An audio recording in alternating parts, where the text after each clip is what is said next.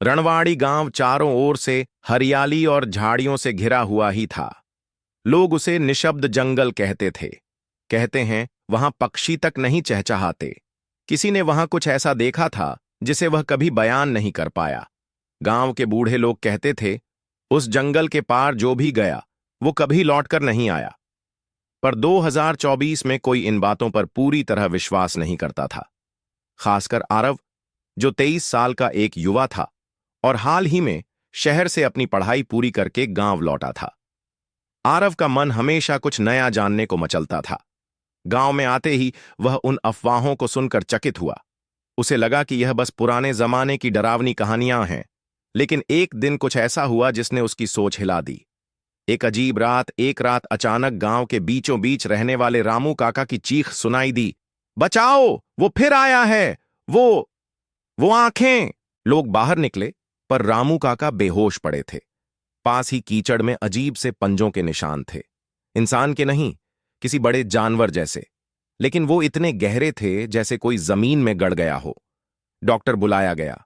काका को होश आया तो उन्होंने कांपती आवाज में कहा, मैंने देखा, वो मुझे खींच कर ले जाना चाहता था, पर वो जंगल के किनारे पर ही रुक गया।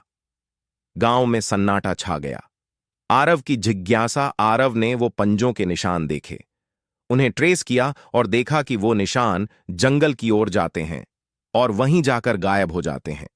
उसे शक हुआ कि या तो कोई शरारत है या कुछ ऐसा जिसे सबने नजरअंदाज किया है। अगले दिन उसने अपने दोस्त पंकज और माया से बात की। माया बोली, तू पागल है क्या आरव? ये सब कहानियां यूं ही नहीं बनी। मेरी दादी कहती थी कि उस जंगल में कुछ है, कोई आत्मा या कुछ और जो इंसानों से नफरत करता है। पंकज ने भी डरते हुए कहा, अगर तू वहां जाना चाहता है तो अकेले जा, मैं नहीं आ रहा। पर आरव रुकने वाला नहीं था। जैसे ही वो जंगल में घुसा, हवा की आवाज बदल गई।